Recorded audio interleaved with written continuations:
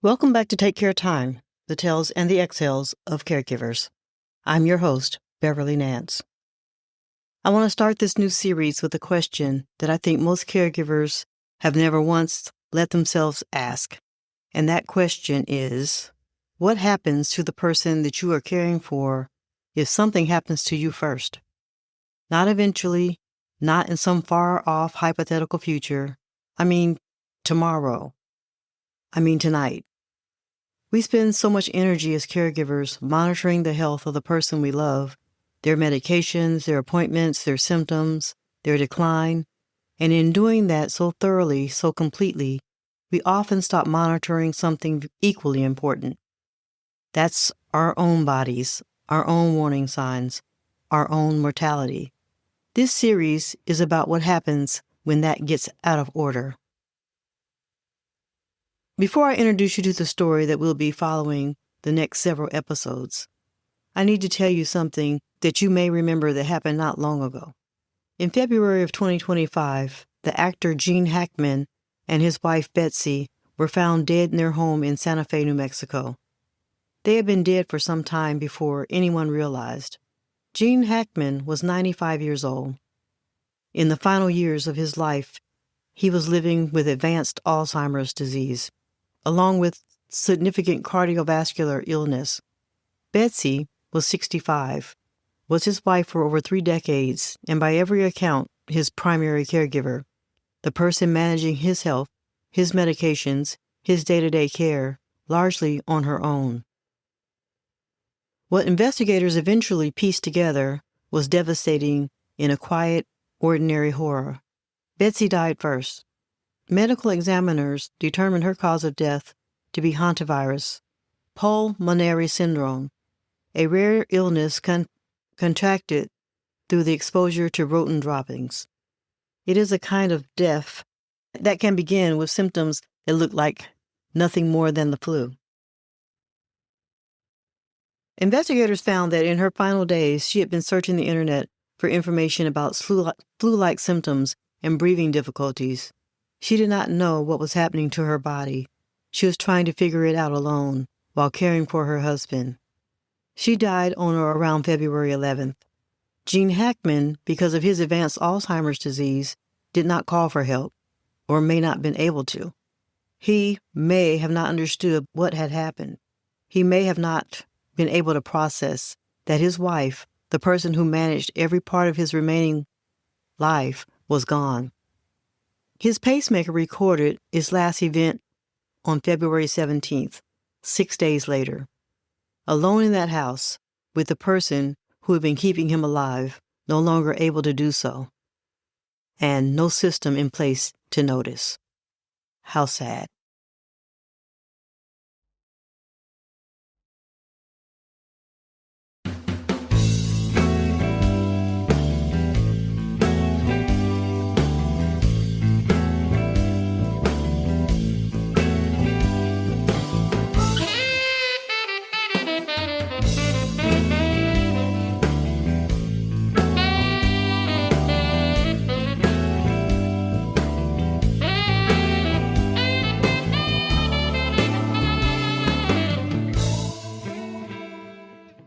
I've thought about that story more times than I can count since I had first heard it on the news. Not because it's sensational, not because it was Gene Hackman, the actor, though it became exactly that in the news cycle for a while. The theories, the speculation, the headlines that I think did a disservice to the two people who deserve to be remembered with more care than that. I think about it because it names something different that caregivers rarely say out loud. That the entire structure of caregiving in this country often rests on one single exhausted, under-monitored person. And when that person's body fails quietly without fanfare, sometimes without even their own awareness that something is seriously wrong, the entire structure can come down with them. This is not a rare story. It happened to become a famous one because of the people that it involved. But the pattern underneath it, a caregiver whose own health goes unmonitored while they monitor everything else, a care recipient who depends entirely on that one person, a household with no backup plan for the caregiver's own mortality, that pattern is playing out in ordinary homes, in ordinary families, far more often than any of us want to admit. This series is not about Gene Hackman and his wife Betsy, specifically. It is about the pattern their story revealed. And it is about two people I want you to meet, Martin and his wife Sharon. Sharon's alarm went off at 5:45, which had been her wake-up call for the last 9 months. Ever since Martin's condition had progressed to the point where mornings required more than either of them had ever anticipated. Martin had Parkinson's disease. He had been diagnosed 6 years earlier, and for the first several years, the disease had been, by Parkinson's standards, relatively manageable. Medication adjustments, some tremor, a slow gait. The kind of decline that allows a family to adjust gradually, to absorb each new limitation before the next one arrives. Then, 9 months ago, things had accelerated. A combination of the disease's natural progression and a difficult flu that had landed Martin in the hospital for 11 days had left him with significantly reduced mobility, increased rigidity, and the beginning of the cognitive changes that sometimes accompany Parkinson's in its late stages. He needed help dressing. He needed help in the shower. His medication schedule was intricate and unforgiving.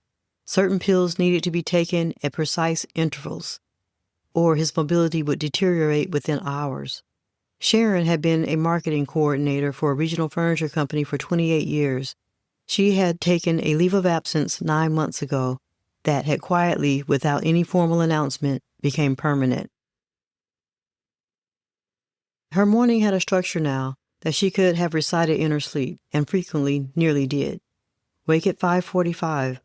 Move quietly to the kitchen to prepare Martin's first medication dose, which needed to be taken by 6:30 on an empty stomach 30 minutes before food, or its effectiveness dropped significantly. Wake Martin at 6, help him to the bathroom, administer the medication, wait the required 30 minutes, during which she would lay out his clothes, check his blood pressure, review his symptom log from the previous day. Then breakfast, then the second medication of the day, timed precisely 4 hours after the first. Then whatever combination of physical therapy exercises, doctor's appointments, or simply a long stretch of ordinary hours that made up the middle of the day, but entirely around another person's needs. Sharon was 58 years old. She had not had a full night's sleep in approximately 9 months. Yes, 9 months. She had not seen her own physician in 14 months, a fact she was vaguely aware of and had not allowed herself to think about too directly, because thinking about it would require her to do something about it, and there was, quite simply, no time. On this particular Tuesday morning, Sharon stood at the kitchen counter, measuring out Martin's medications, with the practiced precision of someone performing a task that had become as automatic as breathing. She was tired in a way that had stopped registering as tired months ago, and she had simply become her baseline state of existence, the water she swam in without noticing anymore that she was wet.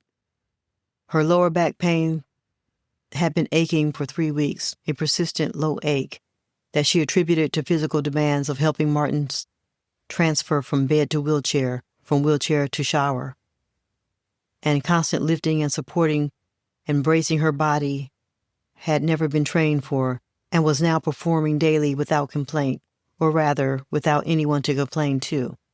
She had also noticed over the past several weeks a persistent tightness in her chest that she had attributed to stress, which it likely was.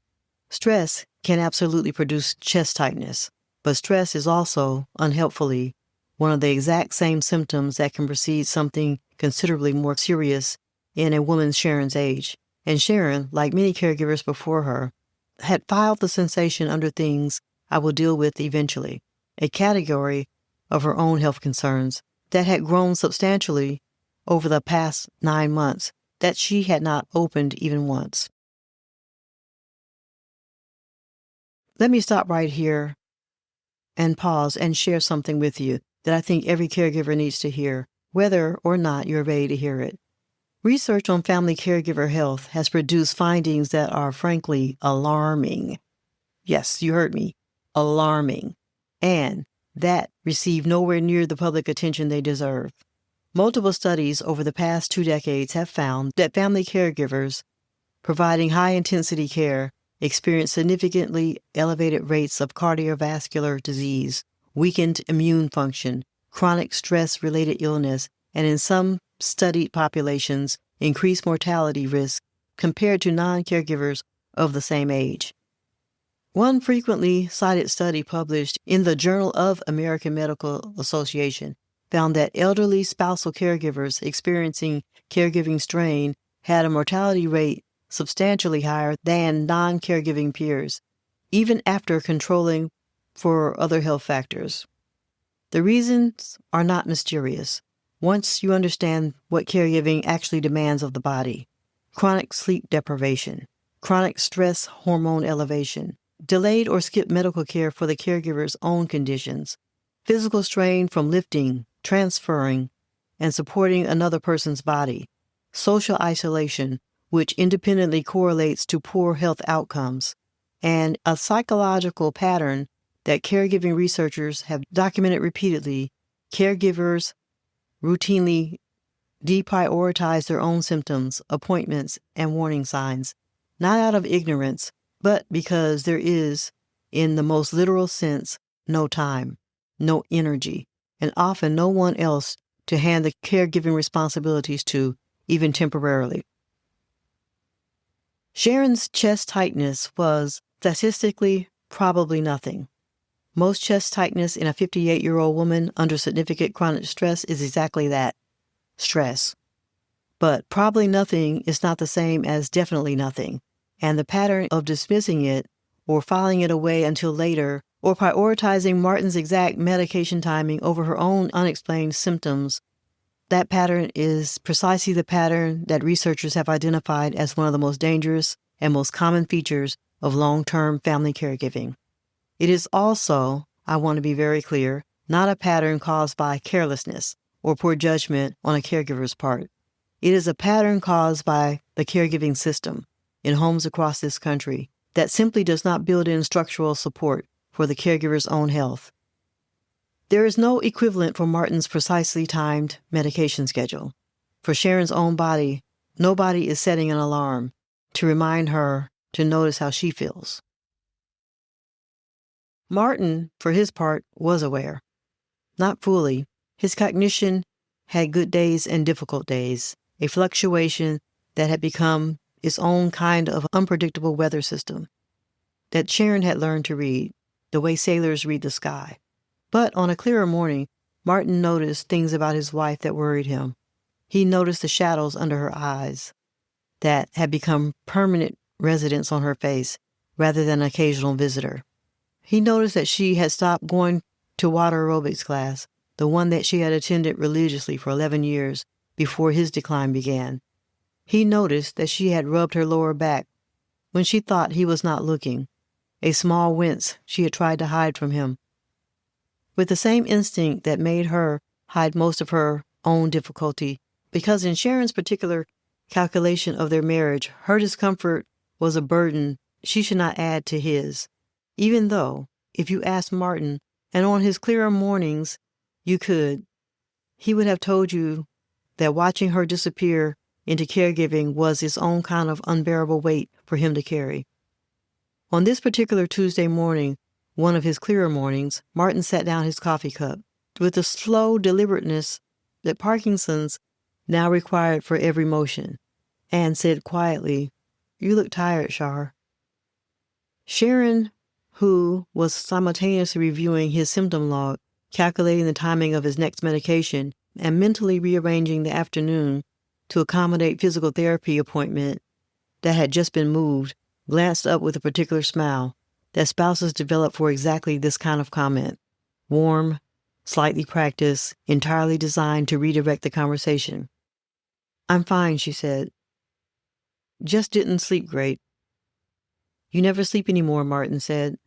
This was true, and Sharon did not have a response to it that was not either a lie or an omission she was prepared to make at 6:40 in the morning, with the medication schedule to maintain.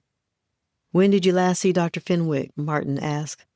Dr. Fenwick was Sharon's own physician, the woman she had seen with reasonable regularity for the better part of 15 years, until the last 14 months, during which her account had accumulated 2 rescheduled appointments and one that she had simply forgotten about entirely, a fact that had embarrassed her considerably when the office called to follow up. Sharon busied herself with Martin's pill organizer. "I'll call and get something scheduled," she said, which was the exact sentence she had said to Martin on 3 separate occasions over the previous several months, each time with genuine intention, each time before the day's actual demands arrived and swept the intention away like debris in a current. Martin looked at her for a long time.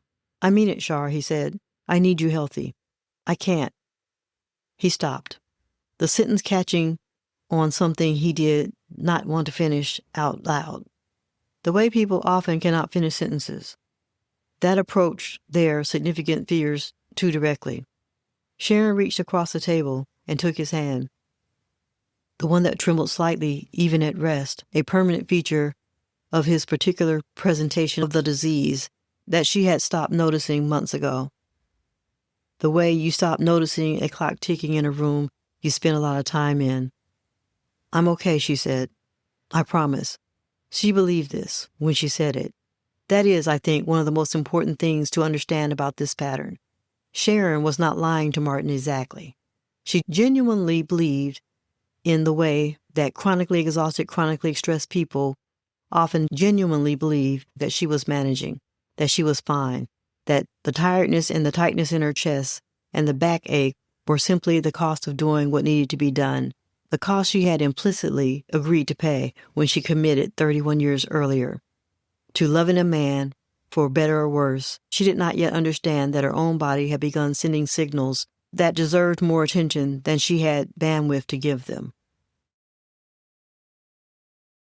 Martin napped most afternoons now, a 2-hour window that had become for Sharon the closest thing to a personal time that her days contained.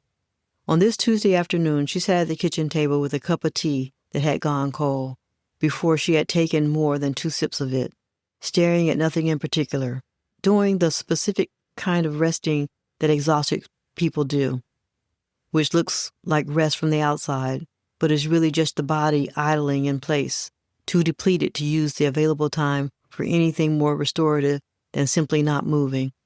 Her phone buzzed. A text from her sister. She lived 2 states away and had, over the past 9 months, developed a habit of checking in every few days, a habit that Sharon appreciated enormously and also, if she was honest, sometimes found herself unable to fully engage with, because engaging required energy. She did not always have that available. The text read, "How are you today? Really doing, not fine doing." Sharon looked at the message for a long moment. She thought about the chest tightness, which had been present again that morning. She thought about the back pain. She thought about the appointment with Dr. Fenwick that she had not scheduled. She thought about Martin's face at breakfast, the particular fear in his eyes when he said, "I need you healthy," a fear she recognized because she carried a version of it herself every single day about him. She typed, "Tired, but okay. How are the kids?" She sent it before she could reconsider, redirecting the conversation the same way she had redirected Martin's, a reflex so practiced it required no conscious thought at all. Let's pump the brakes here for a minute, because I think this exchange, small as it is, contains something enormously important. Sharon had, in the space of one afternoon, been asked directly about her health by 2 different people who loved her.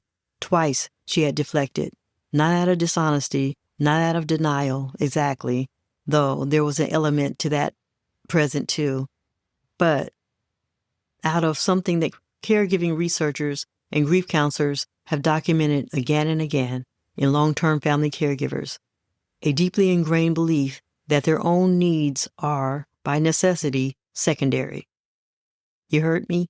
secondary, that there simply is not room in the calculation of the household's limited time and energy for their own symptoms to take priority. This is the exact pattern that in Gene Hackman's wife Betsy's final days left her researching the internet alone for information about symptoms she did not fully understand, rather than immediately seeking medical care. It is not weakness, it is not poor judgment, it is what happens to a person's decision-making under chronic, unrelenting caregiving strain, when every ounce of vigilance has been trained over months or years to point outward toward someone else's body, toward someone else's symptoms, someone else's survival. I do not want to leave you with the weight of this story without also leaving you with something practical. If you are a caregiver listening to this right now, I want to ask you directly, when was the last time you saw your own doctor? Not your care recipient's doctor, yours. If your honest answer is longer than a year, I want you to hear this gently but firmly.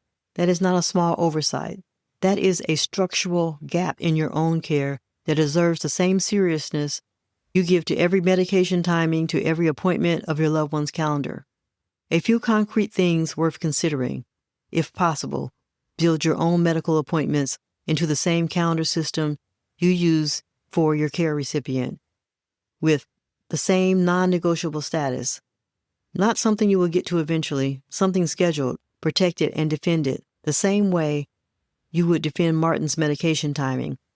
If you notice a new or persistent symptom in your own body, chest tightness, unusual fatigue, pain that does not resolve, I want you to resist the urge to file it under later.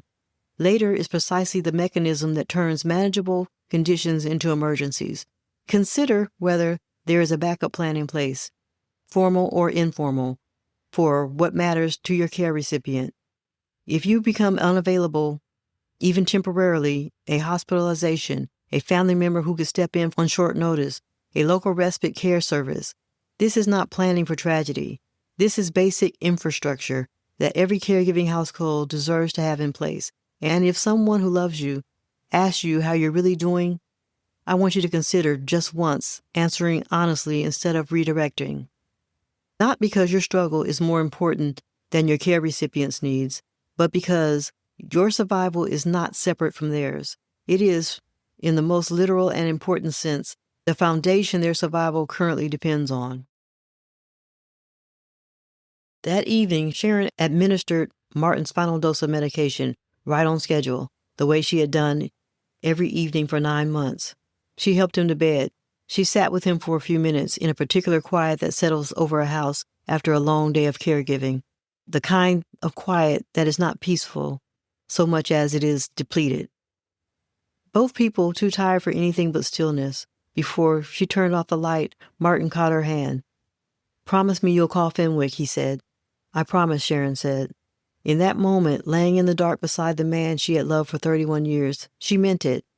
Whether she would remember that promise in the exhausted rush of tomorrow morning, whether the appointment would get made before the next crisis, the next medication adjustment, the next thing that felt more urgent, more than her own unexplained tiredness, that remained to be seen. Let me say something directly to you before we close today. This series is not designed to frighten you.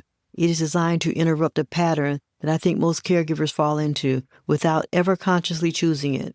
The pattern of believing, quietly and completely, that your body can simply wait. It cannot, not indefinitely. And the person depending on you deserves a caregiver who is also being cared for.